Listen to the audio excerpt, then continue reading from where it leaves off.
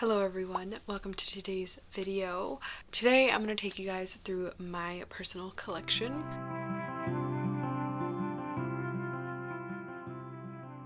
I've been growing houseplants for a little over 3 years now, and it's surprisingly taught me some things that you wouldn't really think houseplants are going to teach you. I bought my first plant about 3 years ago. It was a Monstera, of course, and ever since then I've kind of just been down this little hole of a hobby, and I love it. Alright, this is my main plant shelf. I want to say it was my first one, but I honestly don't remember. I've actually recently gotten into a lot of begonias, so I do have a lot of those. This is a begonia listata, and then I have a propagation of a, oh god, what is the name of this one? I'll pop the name in the screen because I don't remember. Sinbad, my begonia Sinbad. And I do have a couple carnivorous plants around. I actually just recently got this one. This was actually a wishlist plant for me, which I did mention in my last video. It is the Pinguicula jamavensis, and I do plan on sticking it in here, but just letting it settle in for a little bit because I just recently got it like a week ago now. I also have this beautiful plant. I'll pop the name in the screen. I don't remember what this one's called, but I honestly just really loved the foliage. I think it's called a snowbush, and I just love the little display that it's in. It is honestly so beautiful. I really do love this, and I'm not even sure that it's really growing, but I honestly don't mind it. It's so beautiful. Also forgot to mention my Pinguicula is flowering. I think this one's about to die off, but they just come out this beautiful, vibrant color. Absolutely stunning. And then back here I have a Drosera with some Utricularia in there, which Utricularia grows insanely fast. I actually just recently took some out to give some to a friend. Before, you guys, it was like about to encircle the whole Drosera. And this Drosera, I don't think it's doing too well with the transition into fall. You guys can see the newer growth just kind of looks really weird and not what I would expect. Also, back in this corner I used to have a like enclosed system with live moss, which I have now moved my live moss into here. I actually moved that yesterday because I think this moss was getting burned or something. It was like turning pink, and it is in this cute little orb inspired by Benji plant, of course. Now I sort of have it as a little prop box situation. I have like a wet stick in there. I have 2 of my anthurium chunks in there, and then I have like a solanum cutting in there as well. I also have this beautiful string of turtles, which is a propagation from a friend. I'm hoping that they'll root up. They haven't rooted up yet. If you guys know how to get these to root up quickly, I've sort of just been trying to keep this moist. This is a philodendron El Troco, which I also am so in love with. It was one of my first philodendron that I got to like a pretty big size, and I have finally actually repotted it. If you guys have been watching my channel for a while, you know I've been struggling to repot this and get it to actually acclimate into its new substrate. I think I finally cracked the code. Just waiting to see some roots, but it still feels really, really firm, which is always a good sign. In this back corner, I have some micans cuttings, which, you guys, I am like overflowing with micans. This is actually a pot of it right here that I recently potted up, which is honestly doing really amazing. I wasn't expecting it to to transition well, but it actually really is. And yeah, I love me some micans, so I'm not complaining. That is my top shelf, which I absolutely love. Also, I didn't even mention this, but I do have 2 10-watt Barinas up here. And then obviously I have some like white, this is actually a canvas that I just put back here to sort of reflect some of that light off. And then I just have like some copy paper on the side, which I actually am thinking about taking off just because I don't really like the look of it that much, but I mean it works really, really well. So this area, I will say, it is just a little bit more crowded. I actually organized this yesterday. I am still moving some things around because this area still overwhelms me. In here I have 3 10-watt Barinas. I have 2 facing inward, and then I have 1 on the top.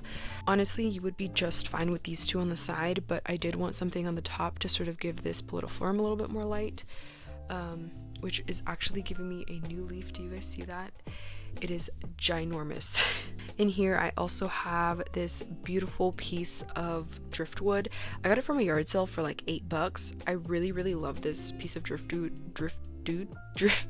I really love this piece of driftwood. It just adds so much more like design aspects to this, because the houseplant hobby can also be very like cluttered, and I feel like having this to sort of lead your eye kind of helps a little bit. You guys, I really need to figure this out. I feel so bad that this is like how you guys are seeing this collection, but trust me, usually it's not this crowded. I'm actually thinking about moving this plant. But yeah, in here I also have some copy paper on the side, and then I also have a little canvas in the back to sort of reflect some of that light. This is a Anthurium crystallinum, which it is in sort of a propagation mode, I guess. It doesn't really have a lot of roots, so I stuck it in some really chunky perlite and just have it in like a little reservoir situation. And then this plant is my pride and joy, which I imported this about like a year ago now. And it is just so stunning. Do you guys see that? Oh my god. If you don't have a Polydiplorum, this is another Anthurium, by the way, and they come out like so super duper tiny, and then they grow into like these long leaves. I am so excited for this new leaf, you guys. The last leaf that came out, I think it was like this big. Hold on, it was like, yeah, to this second joint of my pinky, and that one, as you guys can see, is like the whole size of my index finger. So that leaf is going to be massive, and I'm just so happy. I really have sort of grown into my shoes with Anthurium. I feel a lot more confident with them, and yeah, this plant is my pride and joy. I absolutely love it so much. In this back corner, I have my Jose Bono, which actually is doing really well. It has picked up like so well. It's growing roots in its pot. It has roots in its moss pole. You guys can see it back there. It did have a little bit of a rough patch recently. This is the last leaf it gave me. It's definitely gotten smaller, but it's okay. I'm understanding. I get that it was didn't have roots for a long time. Down here, I have a little orchid propagation, which was a birthday present. And a birthday present or a anniversary gift. I don't remember, honestly, but yeah, I'm trying to revive this orchid. Have it in a little Starbucks cup with some chunky perlite, and it's pretty moist in there. So I'm hoping it'll get some roots to shoot out. This, I don't remember the name. I will try and insert it where I can. But this I believe is a terrarium plant, and I found it at one of my local plant shops, and it is just so beautiful, you guys. Like, look at that. Okay, maybe that's not a good example, but the back is just this beautiful purple, like grape wine color, and then the front is just this almost black like leaf. You guys, I love this plant, and yeah, I this is like one of my new top favorite plants. It is really beautiful, and it was actually about to flower, I'm pretty sure, and yesterday I cut them off because I'm like, I don't really care for the flowers on this plant. I just want it to like give me vines. But yeah, I'm really excited to have that one. I really do love it. It kind of gives me like a Solanum Lianum vibe, but like with the red abaxials. It is just so beautiful, and I love that. And this one is an Anthurium from Russo Plant Care. It is a Mag X Lux crossed with a Pappy. Yeah, I'll insert the parents of this plant, and this thing is so tough, you guys. Like, this thing had a wild trip before it got to me. So Russo is actually based out of Georgia, I believe, and it got sent to Hawaii. Mind you, I'm in Washington. It should not take this long to get a plant to Washington. It got sent to Hawaii. No, actually, I'm incorrect. It got sent to Guam, then it got sent to Hawaii, and then it came to me. So this thing was 2 weeks in the mail, and it did so amazing. It did have some, dead leaves here and there, but that's to be expected. I am so happy that this is in my collection, you guys. I did sort of tease at this on my wish list video, which I'm so freaking happy that I have this in my collection. I cannot wait. It does have a new leaf, but I think it's the luxuriance in this that is making it take a while to sort of unfurl. And then back here I have a, oh god, what are you called? A Genera aruntica. It is a purple passion plant, and it is so beautiful. I swear my camera can never capture this like accurately. It does have a lot more purple sheen, which it has like this purple fuzziness. It is so beautiful. Such a fast grower as well. I'll probably take some b-roll of this out so that you guys can see. I got this thing as like a tiny little plant, and it has now grown into like this gigantic beast of a plant. Yeah, it is such an easy grower, really thirsty. Have it in no drainage, which is something that I actually haven't mentioned. I do grow plants in no drainage. I'll give you like this is no holes whatsoever. Yeah, and no drainage has been sort of a saving grace for my collection. Still sort of getting adjusted to it. I pick and choose what plants I have in there. So like this one is also really thirsty. This is my Brazilian rain tree. It's not looking its best right now. I actually repotted it a couple weeks ago and I forgot to water it afterwards. If you have this plant, it's a very thirsty plant. Do not ever underwater this plant. And yeah, like I had to chop this thing down because so many of the leaves were just yellow and gross. And yeah, but this one I have in no drainage. This thing is like full of springtails. I'll try and show you guys that. You guys see those little white dots on that stem? Those are springtails right there.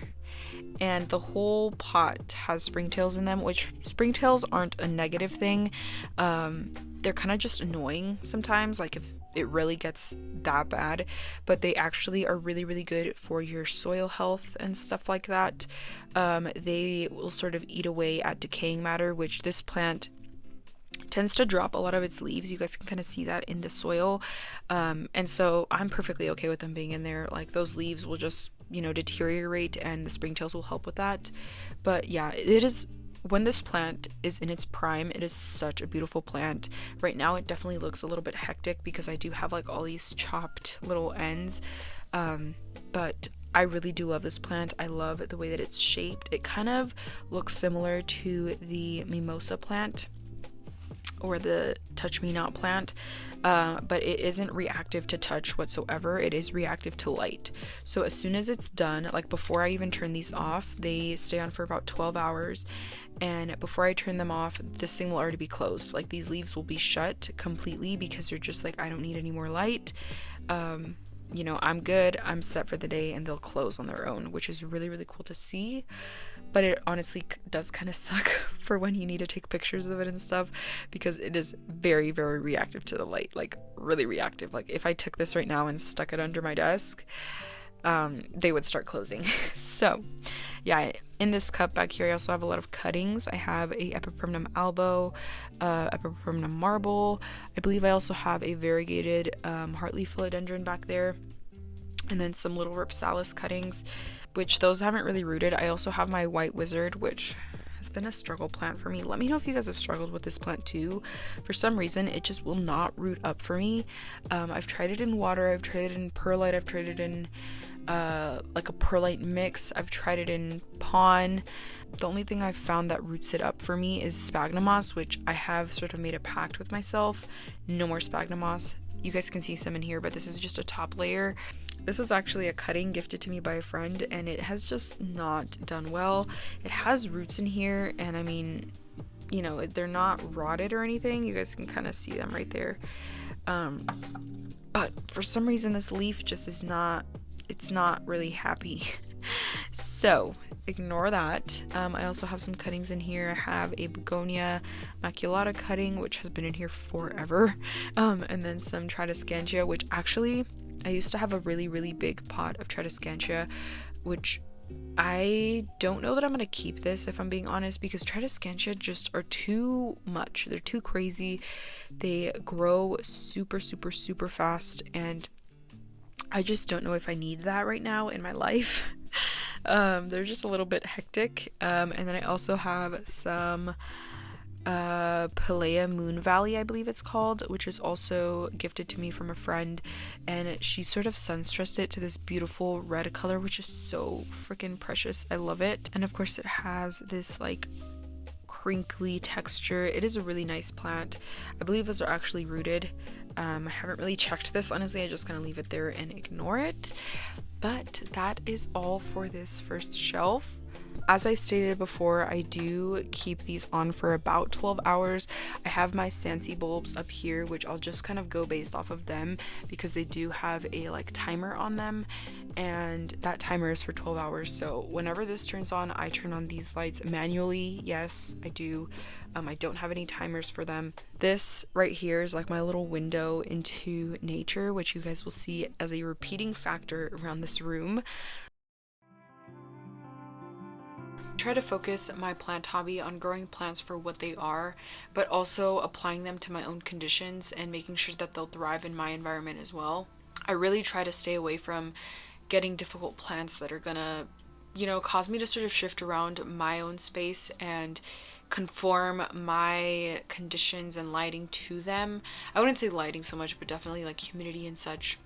I do live in the Pacific Northwest, so the summer is like the best time. It is hot, it is humid, and the plants do amazing, but in the winter it is the complete opposite.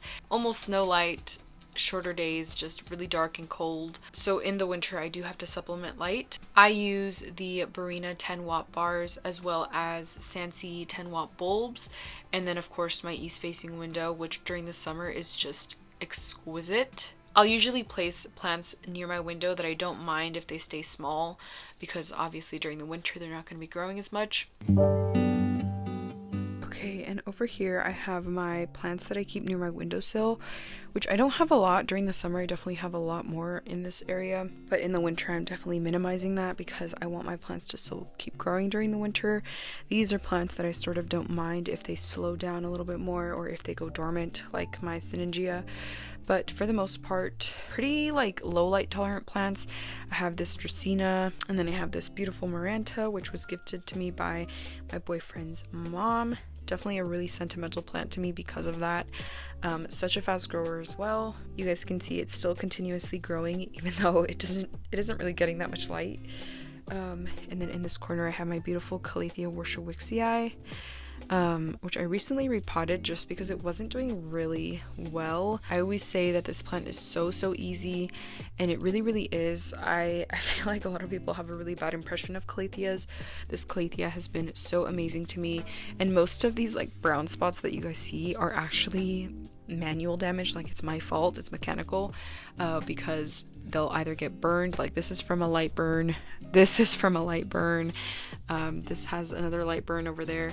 Yeah, so this plant is just full of light burns. This is the first like pristine leaf it's given me in a while.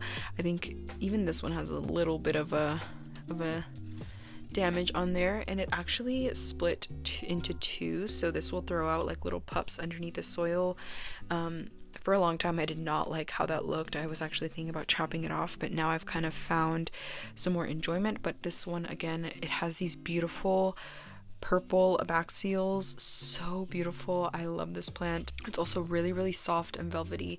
I wish I could like stick this through your screen so that you guys could touch the stems. They are like, I don't even know what you can compare them to, but they are just so soft, and like you guys can tell because of how matte they are. It's like silk and suede, but like on a very microscopic level, and it just feels so, it's something you need to feel. In this corner, which I don't really mention this plant a lot, this is actually a reverted strawberry shake, I believe. This was gifted to me by a friend a while ago, which I actually kind of, yeah, that probably needs some water. I don't give this a lot of light. It kind of just stays the same. It's just a little statement piece in my corner, and I should probably clean the leaves. Oh my god. Yeah, I really suck at taking care of this one just because it is in low light, so I don't really tend to water it. It could be getting some light from my Sansi bulbs, also 10 watts by the way. But yeah, I just have this in here. I do have some like plants here and there that I kind of just stick in low light situations because I don't want them to grow too much. Like my Dracaena would be one. I also have this anthurium here, and those are just sort of plants that I don't really, they're kind of just there for what they look like, not really to grow or to get bigger. I just sort of have them in those situations because I want them to stay compact and I want them to stay where they are currently at. My Sinningia leucotricha, is it leuconura? No, leuconura is that. Okay, leucotricha. I got this summer, and I honestly thought that it would be dormant by now because it is a Codex plant. Sort of expected it to go dormant. It has lost a lot of its leaves, and this plant, again, with its beautiful texture, even the undersides are like this fuzzy texture. Can you guys even, there we go. Yeah, really, really cool plant. I've been seeing these actually becoming a lot more available, especially in my area. So if you like are interested in this plant, keep your eye out for your local plant stores.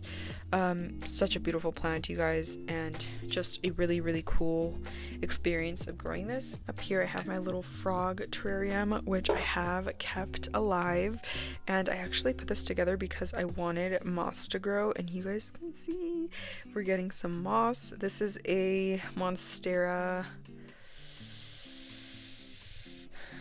Standeliana albo, and you guys can see some of the splashing. Honestly, I don't really know what I'm going to do with this. I haven't taken it out. It does have some pretty good roots, kind of see them encircling the bottom there. Yeah, I just sort of have this as a little display, not really to like grow into anything big. And I am a really, really big fan of frogs, and you guys will see that I have some other frogs around. Yeah, love this little terrarium. I actually need to dust it. Oh god. And then here I have a little prop box sort of situation. Ooh, that begonia is not doing well. I actually need to take that out. But this is a sort of prop tower, I call it, and it's because it's just sphagnum moss. I stick my wet sticks or my cuttings, if I don't really feel like putting them in water, they'll go in here. I have some splendid cuttings, a lot of micans. Like, most of this is micans, besides this down here. I think that's a El Choco, and then I have a, what are you called? A philodendron Burl Marks Fantasy in that corner, and then a splendid wet stick. Mostly micans, like I said. I don't really have anything else in here. I have a lot of micans, okay? A lot of micans. And yeah, this cloche I just got from, like, I believe it was Michael's. And then in this corner, I just kind of have plants that I don't really know where to put right now. I have my cactus, which this thing, I swear to you, has not grown whatsoever. This thing has just been staying this little sort of droplet of cactus for so long. I've had this for like a year now, 2 years. I'm pretty sure it's been like a little bit over a year. And yeah, hasn't really grown much. I also don't really water it a lot, so that could be why it's not growing. And in here I have a Selenginella, or a peacock fern, I believe they're called. This was a gift from a friend, and I actually want to do like some sort of display with this, but just don't really know how to go about that, so I've just been leaving it there while I sort of brainstorm what I want to do with it. I really do love the way that this one grows. This one also has red abaxials. I'll pop in like some other pictures so that you guys can actually see what it looks like besides like a Starbucks cup on its freaking pot. And then in this corner I also have another gift from a friend. This is a Philodendron Splash Gordon, which I've actually been trying to get rid of for so long, and I wouldn't really say trying. I've just kind of been holding on to it until I find someone to give it to, because I don't like to sell a lot of my plants. It's just not, Facebook kind of intimidates me, and maybe I should do OfferUp. Actually, I think OfferUp would be a little bit better. But yeah, for a long time I tried to enjoy this plant, and I really like severely neglect this plant, you guys. I don't even know if it's, yeah, hold on, you guys hear that? Yeah, that's my neglect. I don't really water this. It does have some beautiful leaves, like when it starts to unfurl them like this. Like, do you guys see that? So beautiful. But I'm not a big silver plant girl. Besides like maybe this one and like, you know, some here and there, but I just don't really find myself enjoying silver foliage. And I think it's just because I am like a big interior design girl, and I love like the warmth. I love like red hues, orange. You guys will see some other begonias that I have around that I really love because of that rich warmth that they bring, and this just doesn't really do it for me. It's a beautiful plant. It has been sizing up pretty significantly. Like, this is the most recent leaf it's given me, and like before I was getting like leaves, or I would get leaves like this, which these are due to my neglect. it's in a really small pot. Also, it doesn't have a lot of roots, which is another reason why I haven't been trying to proactively sell it. Some of my current favorites are anthuriums. I have been indulged completely in the anthurium side of this hobby, as well as my variegated maranta. She is a beaut. I love that plant so much. I have just like this emotional connection to that plant, as well as my Florida Beauty. I absolutely adore this plant. It was a gift, and it's the plant that I would say I've gotten to size up the largest for me, which is also a really good connection to have with that plant, I guess. As well as my solanum. Love the design that one is in. My pallidiflorum is definitely one of my like all-time favorites. I absolutely adore that plant. And then as well as my maidenhair fern, which the maidenhair fern is just so dainty and cute, and it was my first fern ever, and I have just experienced so many things with that plant. I'm looking at it actually right now, and it is just, I love that plant. It is so unique in its own care and the way that it grows. I just love it. Alright, and over here I have 2 plant shelves, which I don't know where these are from. I can't really tell you where these are from because I got them from a yard sale for like $1. In the summer, if you are a plant hobbyist, I don't know what you're doing in the summer, but you need to be going to your local yard sales because there is a bunch of goodies. Like, there's so many things that I've gotten from yard sales for so cheap, and it is just a big, like, you get some good deals, especially if you are growing in no drainage. That is your place to go. These are my 2 Sansi bulbs that are on a clip-on lamp. Amazing grow bulbs. Honestly, I really do love these. They are just very versatile. Amazing. I really do stand by these Sansi bulbs. Let's start here. This is a like small pink princess cutting that I've had for so long, and again, just sort of neglectful of this one. You know, it's just in here doing its thing. I also have a small Micans, which I think I actually want to take out. Micans is just too, oh god, look at that. It's literally dangling out the pot. Micans is just too vigorous, and like, I just don't want it. I'm not like looking for this small pot to like, or for this small plant to outgrow this small pot anytime soon. Like, it's kind of just in there, you know.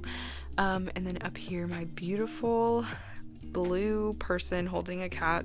My boyfriend got me this for my birthday, and I absolutely love it. I painted it this beautiful blue color, and I just love it. I really do. She just looks so peaceful and like serene, and I love that. But we have my variegated Maranta leuconura, which I have a gigantic history with this plant.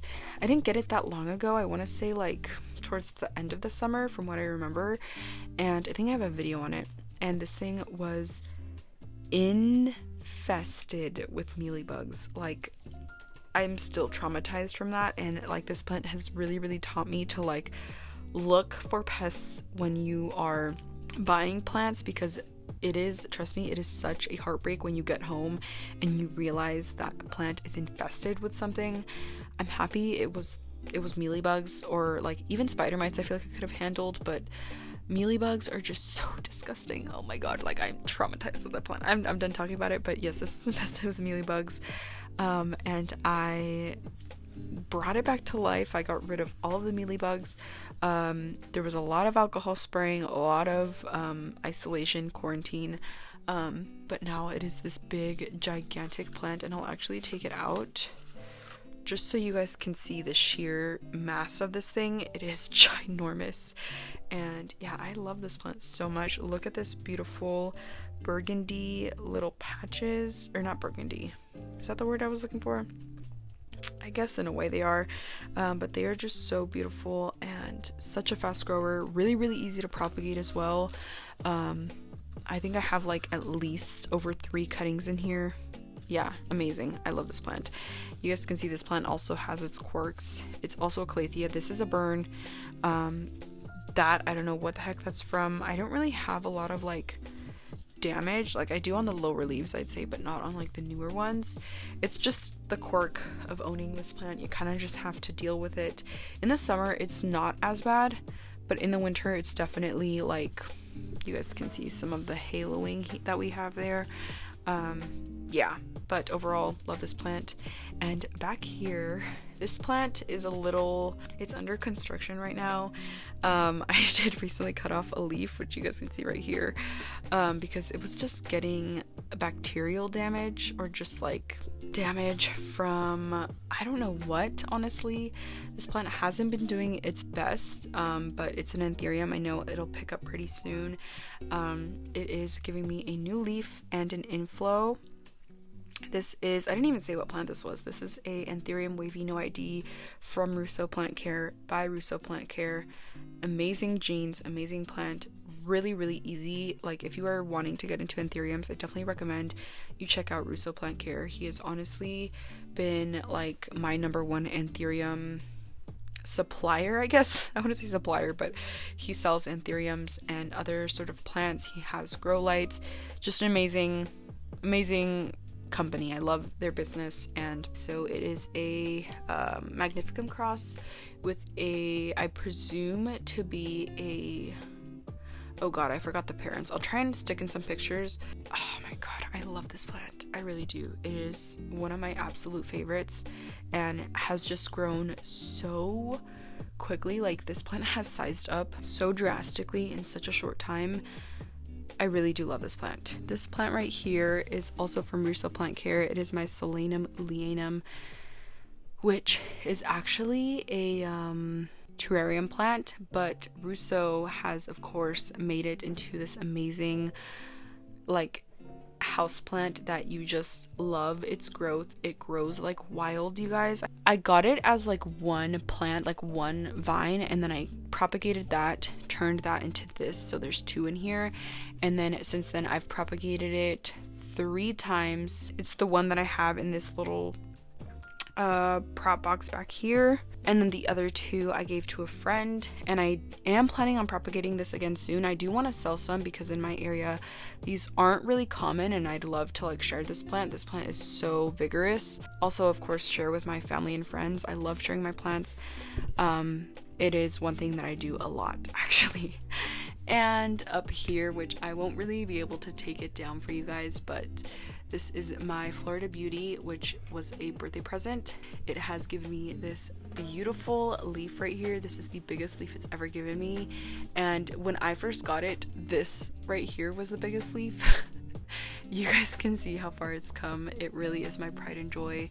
This is another philodendron that has sized up for me so drastically, and I absolutely love this plant. I did also get some new Russo poles, which I'm actually trying out. He had like if you bought something you got 2 free ones, so of course I did that, and so far I really love these, you guys. Like, this is so sturdy.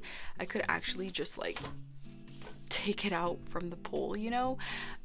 Yeah, haven't had them for too long, but I don't doubt that I'll love them. Russo is just an amazing business. I'm always talking about Tyler's business because it honestly really is it's just gold. It really is. But that is all that I have over here. Again, not too many things. They're kind of small shelves. I do wish I could have more, but I love the fact that this is sort of like my empty space. I also have my mirror here, which you guys will see some other areas that we're gonna go to next. I just love the emptiness of this area. I'm not looking for this area to be too crowded or too plant filled. I really just want the displays to shine, like this beautiful Solanum and my Maranta. Again, just the display is really what I want to focus on here. And yeah, I love this area so much. So much.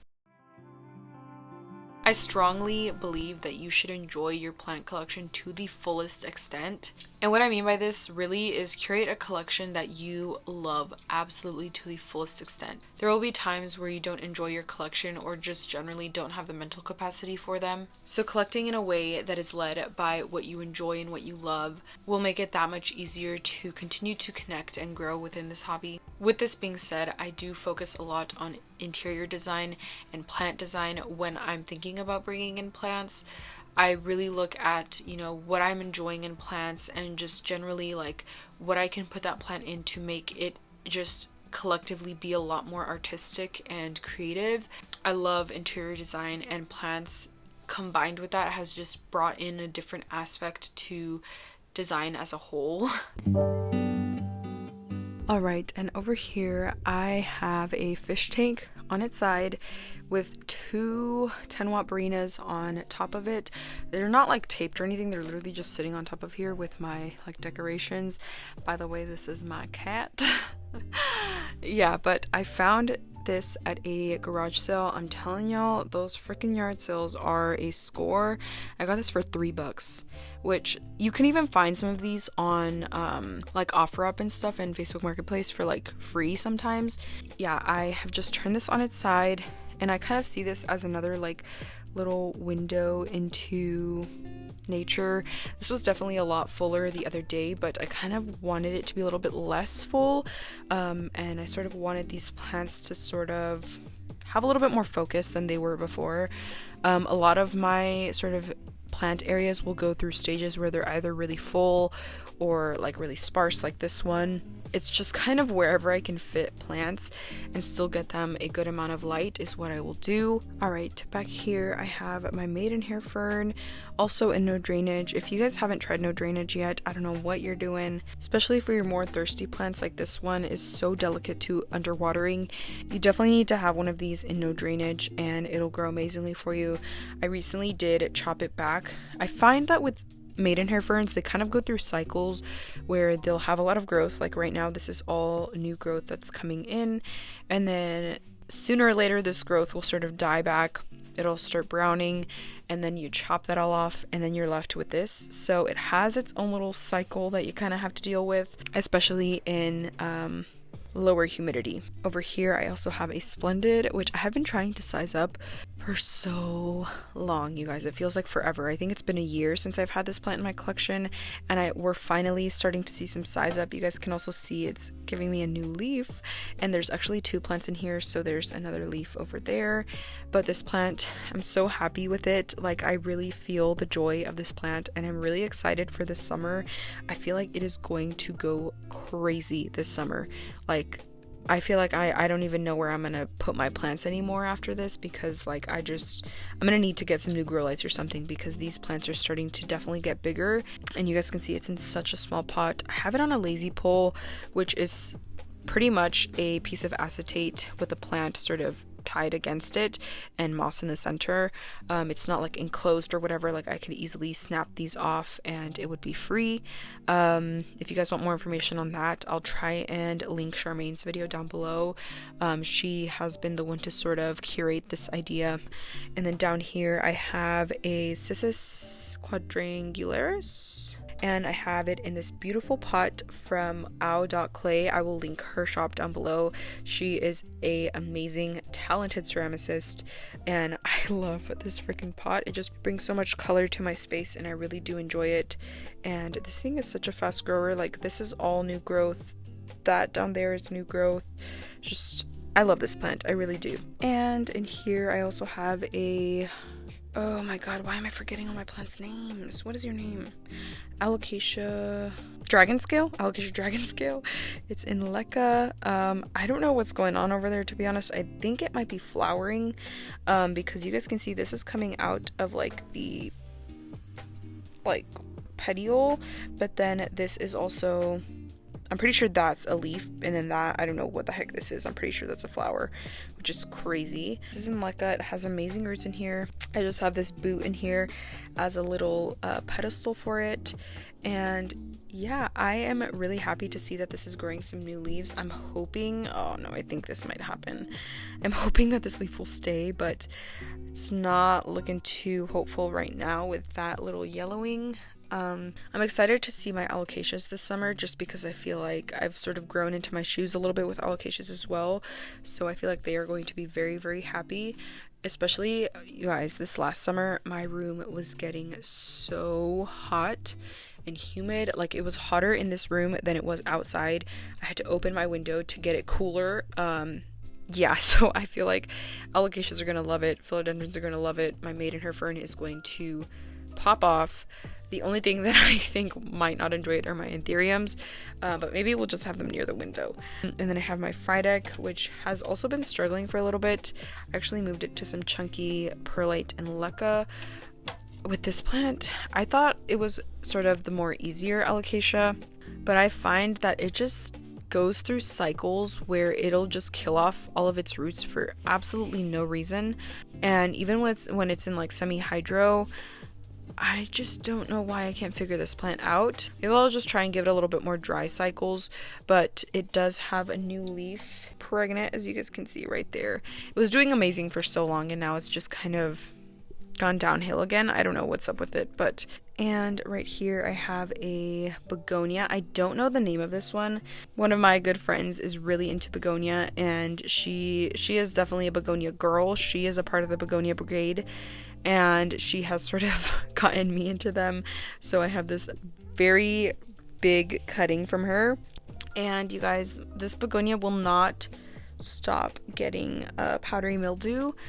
I don't know what to do for it. I know you can buy there's like a powder that we used to use at my job for it, but I just don't feel like buying all that for you know, this issue. But I might just like scrub it with some dish soap or something. I don't know.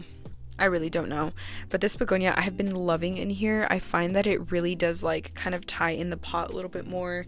And same with this Ficus shiveriana, like the peachy, more warmer tones are definitely like a plus in this area. I really do love them. They complement everything so well. Like this sort of brings in the blue from my pot back there, and then just the green with the, like, it is just so beautiful, and I love this area so much. But yeah, this I have only had for a couple of weeks, so yeah, I can't wait to get this in a pot and see how it grows then. I know hers gets like really big really quickly. If I find the name for this, I'll try and pop it in the screen. And then again, my shiveriana. This plant is kind of a slow grower and really thirsty. I don't know what it's using all that water for, but yeah, here we are. It's definitely looking a little bit swollen, so I'm hoping it'll give me a new leaf pretty soon. For a ficus, I think this is a really good beginner ficus. I know a lot of people struggle with ficus, but this one, I will say this one only throws fits if you underwater it. The first time I had it, or like the first week that it was in my collection, I underwatered it severely and all of the lower leaves like just completely fell off. It is a very thirsty plant, but overall a really good grower. And the last plant in here that I have yet to mention is my Stephania suberosa, which I did cut down. I just wasn't really enjoying its leaves anymore, and I honestly expected it to go dormant like earlier than it did. Like it like had just now started killing off its leaves. So I chopped everything back, and I'm hoping to sort of get some new, better growth out of this. I am a little bit scared that the growth won't be as vigorous as it was when I got it, because I got it from PLHC and it was already sort of sprouting its, you know, little vines, and it had like a lot of vines, you guys. And I'm hoping that I can sort of accomplish that myself in my conditions.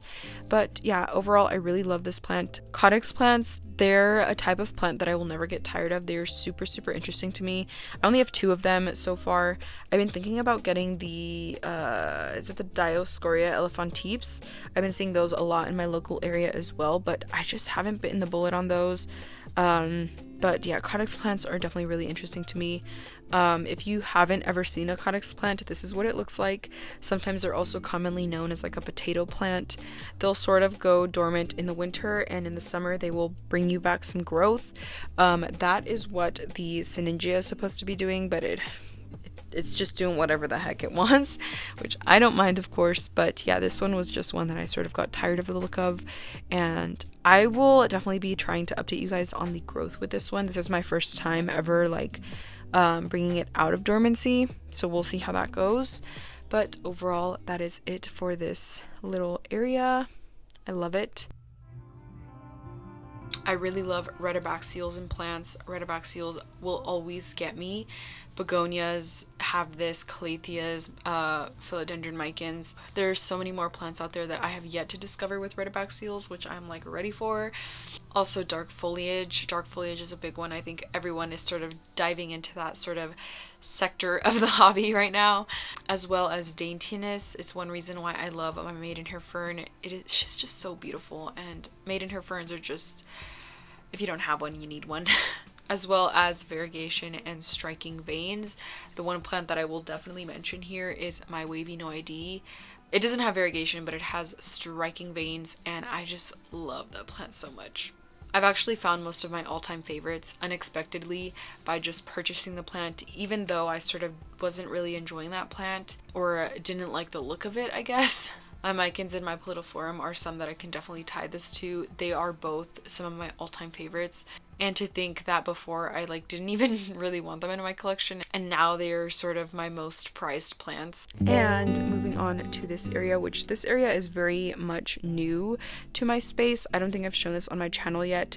It is in my closet, which yeah, I didn't really know where to put this, so I just kind of stuck it in here. But I really do love it. It fits so perfectly. I have a 10-watt Barina in here.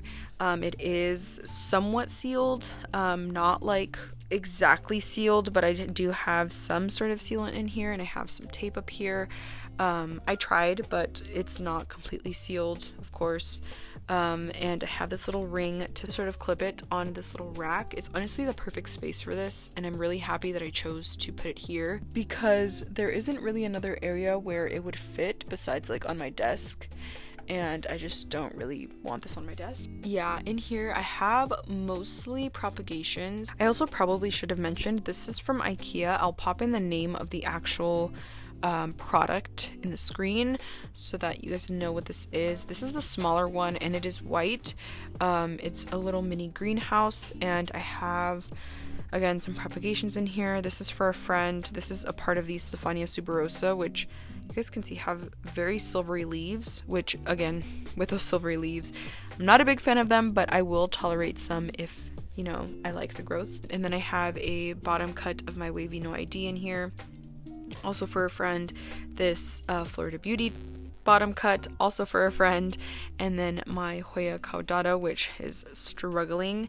I have it in some chunky perlite propagating in here, and I really do love Hoya caudata, but it just wasn't doing that well in my kokedama anymore, so I decided to take it out. It just wasn't drying out, and yeah, after I took it out of that, it didn't really have a lot of roots, so I'm trying to re-root it in perlite. I know you can also root these up in water, but I don't know why I went for perlite, if I'm being honest. And back in that corner, there was this beautiful begonia, which I'm actually gonna bring it over here. I posted this on Instagram a couple weeks ago, and it was not this full, but this plant is such a fast grower. It is a Rex begonia, some kind of Rex begonia. I'll try and find the name if I can. And it is just stunning. It is so full.